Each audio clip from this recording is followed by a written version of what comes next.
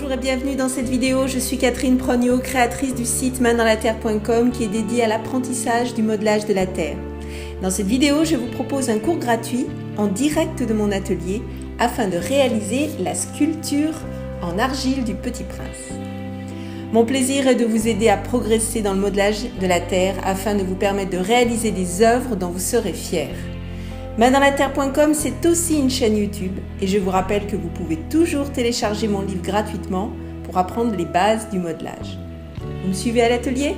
Alors en ce qui concerne les outils pour réaliser la sculpture du Petit Prince, vous avez besoin donc d'une bassine, d'un rouleau pour étaler la terre, d'une planche en bois, de quelques chiffons, quelques éponges, et puis les outils de base que vous utilisez habituellement. Donc pour les personnes qui débutent, vous pouvez aller lire mon article sur maindanslatterre.com où je parle des outils de base.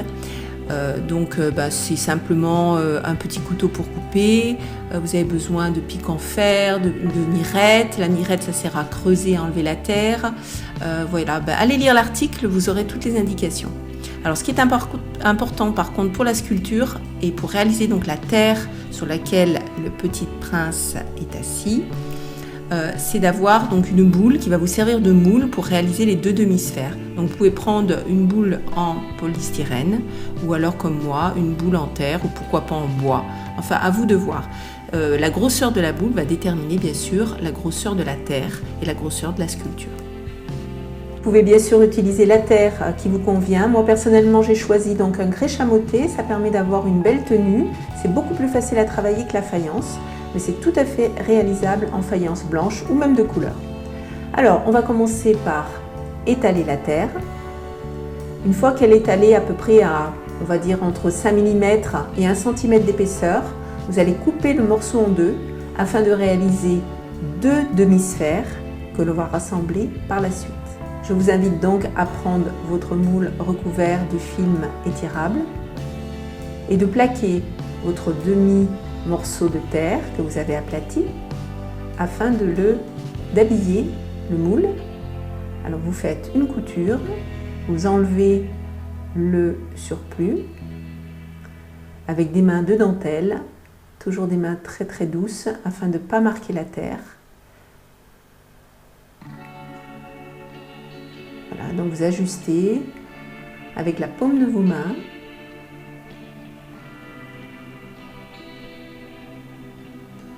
Afin de créer la demi-sphère. Prenez un petit peu de barbotine. Je vous rappelle ce que c'est la barbotine. C'est la terre que vous utilisez, que vous avez diluée avec de l'eau jusqu'à ce que ça fasse une crème. Et en fait, c'est la colle de la terre. Vous allez guillocher, c'est ce que je suis en train de faire là sur la vidéo, c'est-à-dire créer des petits traits qui vont permettre de faire comme une sorte de scratch pour beaucoup mieux adhérer. Vous mettez votre barbotine et vous assemblez le tout. Donc vous tapotez avec la paume de la main afin de faire disparaître la couture et puis avec une éponge légèrement humide, pas trop humide, légèrement humide, vous allez faire disparaître cette couture. L'idée c'est vraiment qu'on ne voie plus du tout le raccord.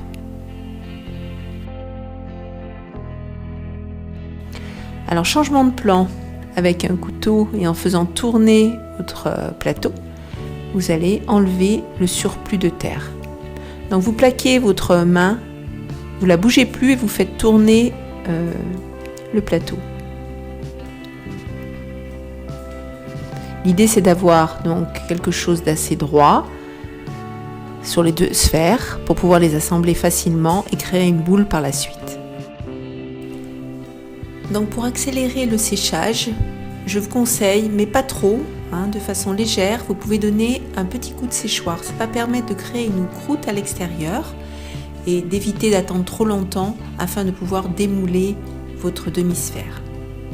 Donc vous recommencez l'opération avec une autre demi-sphère. Vous séchez légèrement avec le séchoir. Et maintenant nous allons assembler les deux demi-sphères pour créer une boule. Vous commencez par guillocher le bord des sphères, l'épaisseur, des deux côtés. Ensuite, vous allez ajouter de la barbotine, généreusement, et vous assemblez le tout. Le but va être bien sûr de faire disparaître la couture. Pour cela, vous rajoutez un petit peu de barbotine au niveau de la couture et avec un couteau, vous lissez. Vous obtenez ce qui va être la terre du Petit Prince.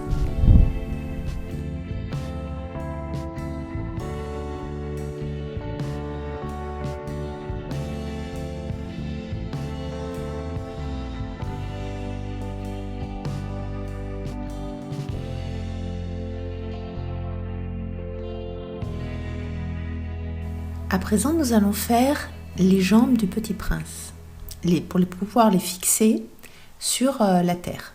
Donc vous allez à nouveau étaler de la terre avec le rouleau sur la planche en bois, à peu près 5 mm d'épaisseur, pas trop épais. Vous allez former 2 triangles, guillocher ensuite à l'emplacement où vous souhaitez les mettre, rajouter de la barbotine et coller la première jambe. Vous recommencez pour la deuxième et voilà le résultat.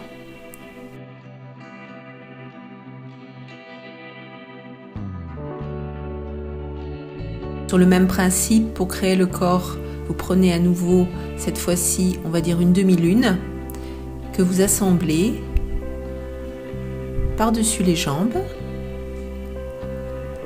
Et la même chose pour les bras avec 2 triangles.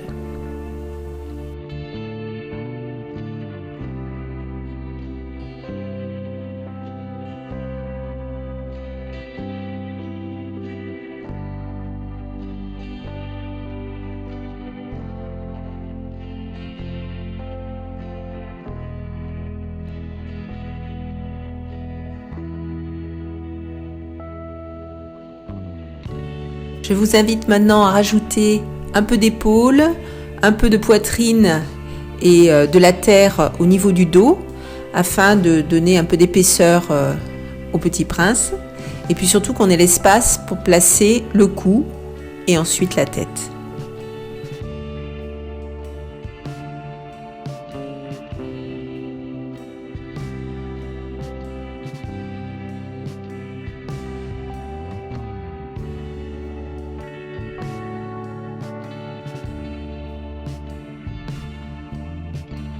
Donc concernant le cou et la tête, vous allez faire 2 olives, une petite pour le cou et une beaucoup plus grosse pour la tête. Sur le Petit Prince, la tête est disproportionnée. Donc on n'est pas du tout dans une sculpture académique. N'hésitez pas à la faire légèrement plus grosse que la normale.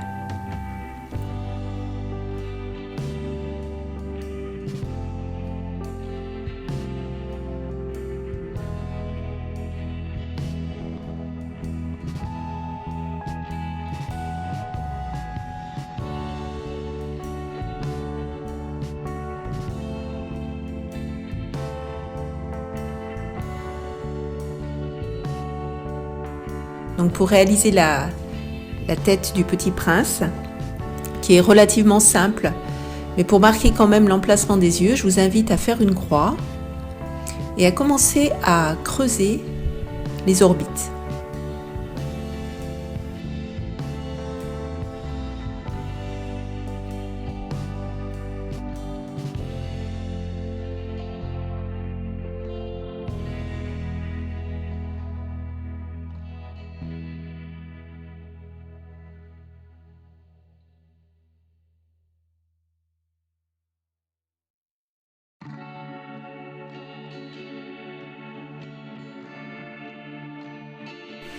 Placez maintenant le cou, toujours en guillochant et avec de la barbotine.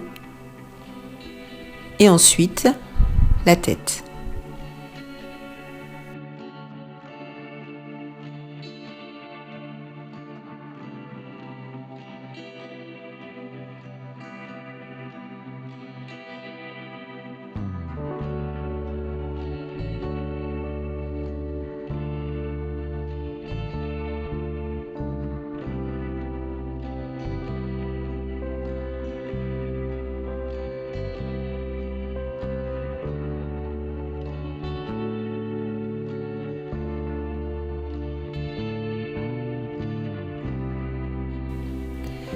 Une fois que la tête est placée, vous pouvez avec une mirette rectifier et enlever le surplus de terre.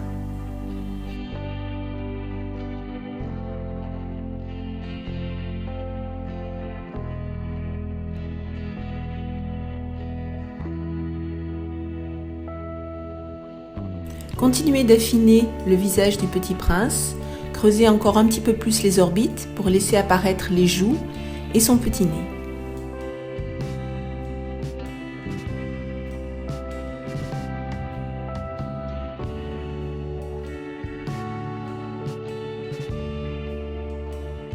Nous allons à présent faire les pieds et les mains du petit prince. Donc vous formez 4 olives, légèrement plus grosses pour les pieds, que vous allez aplatir.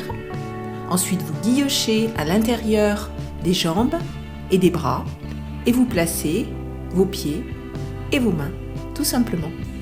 Prenez soin, pour l'une d'entre elles, de la recourber légèrement puisqu'elle va être le support du renard. Nous allons mettre des cheveux au petit prince. Alors c'est vrai qu'il a une coiffure un peu particulière. Mettez de la barbotine sur la tête. Ensuite, vous allez former des petits boudins. Et comme sur la vidéo, vous les ajustez les uns après les autres.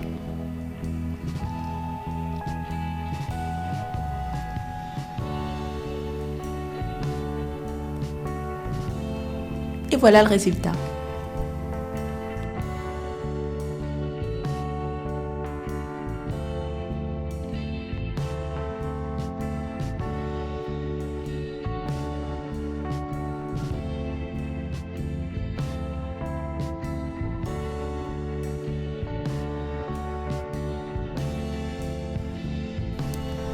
Alors une fois les cheveux placés, je continue d'affiner le visage et surtout de créer l'emplacement du nez. Donc je creuse un peu les orbites encore et je coupe de chaque côté pour vraiment avoir un tout petit nez tout fin.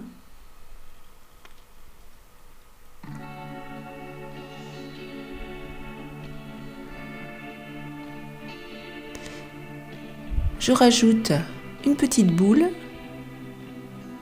pour que le nez soit un peu plus imposant, même s'il est tout petit, et je le fonds avec un pinceau. Alors n'hésitez pas à utiliser des pinceaux usés quand vous avez des petites pièces comme ça, et là où vos doigts ne peuvent pas aller, c'est vraiment très utile. Et voilà, le visage commence à prendre forme.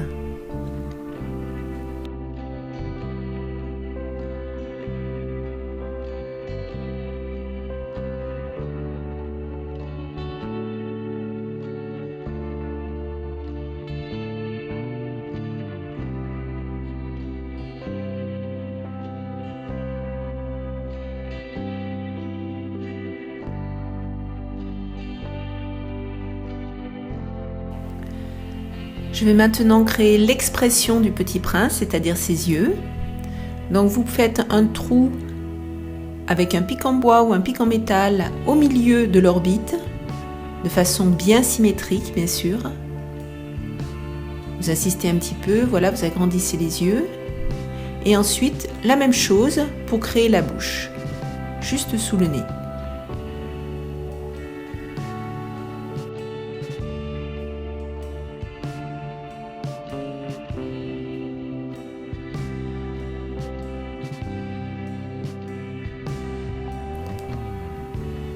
Nous allons créer donc l'écharpe du petit prince. Donc vous coupez dans la terre déjà étalée, on va dire une bande d'1 centimètre à peu près d'épaisseur et de 10 cm de longueur.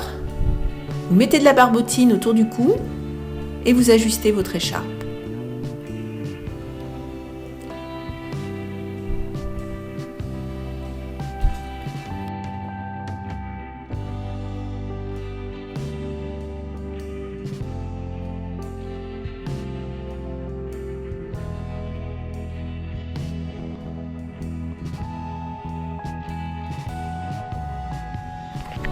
Autour du renard maintenant. Vous allez former une sorte de grande saucisse, un grand boudin que vous allez vriller pour séparer le corps de la queue du renard. Vous guillochez et vous placez l'ensemble sur le bras disponible pour cela du Petit Prince. Ensuite, vous allez former, on va dire, une sorte de triangle un peu rond. Vous coupez en deux pour séparer les oreilles et vous le placez sur le corps du renard. Pour lui donner une gentille expression, vous allez lui faire bien sûr 2 petits yeux.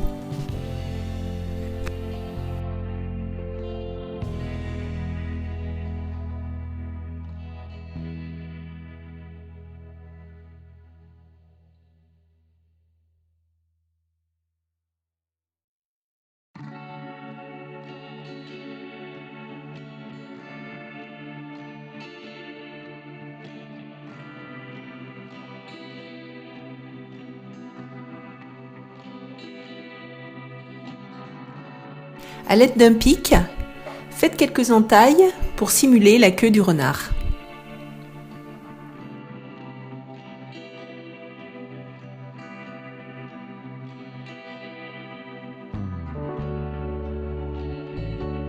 Sur le même principe que le renard, nous allons faire le petit mouton.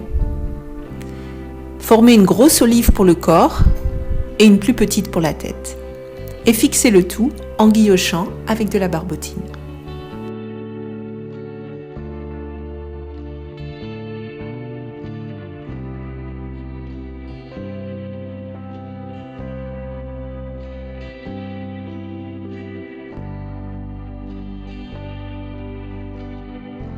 Découpez les 2 oreilles.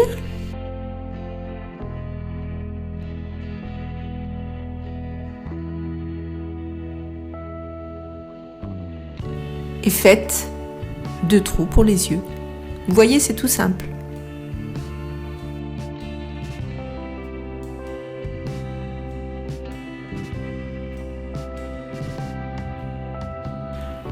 Ensuite, pour donner l'illusion de la fourrure du mouton, vous prenez un dos de pinceau et vous le marquez avec des petits trous.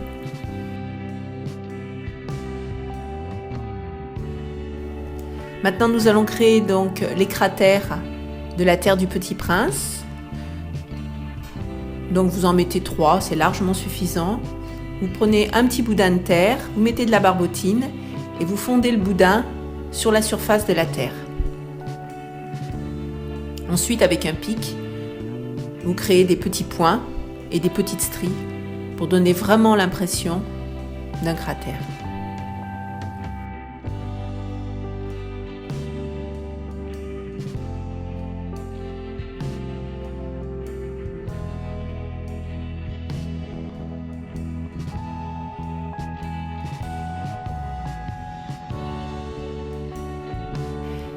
J'ai choisi une des citations du Petit Prince à graver sur la terre. Ce n'est pas une obligation, mais je trouve que ça ajoute vraiment à l'ambiance déjà féerique et poétique du Petit Prince. Donc ma phrase, c'est « L'essentiel est invisible pour les yeux ». À vous de choisir la vôtre.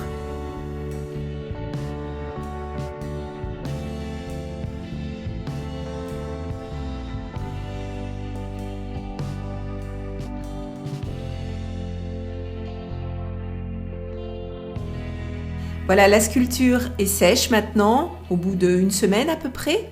Donc je vous rappelle que j'ai utilisé de la terre à cuire, mais vous pouvez très bien faire cette sculpture avec de l'argile sans cuisson. Je vous invite d'ailleurs à nouveau à aller voir mon article qui concerne l'argile sans cuisson. Je vous ferai d'autres vidéos concernant ce médium parce que je m'aperçois que c'est un vrai problème la cuisson pour certains d'entre vous, donc vous pouvez vraiment vous faire plaisir. La seule chose, c'est qu'évidemment, c'est beaucoup moins solide avec de l'argile sans cuisson. Mais si vous lisez l'article, je vous donne une petite technique qui va vous permettre de rendre votre argile sans cuisson presque aussi dure que de la terre qui est passée au four. J'ai été ravie de vous accompagner pendant cette formation de la sculpture du Petit Prince. Vous pouvez habiller votre sculpture avec donc de la cire colorée comme je l'ai fait, ou alors pourquoi pas avec de la peinture, ou éventuellement, si vous en avez l'occasion, vous pouvez également l'émailler.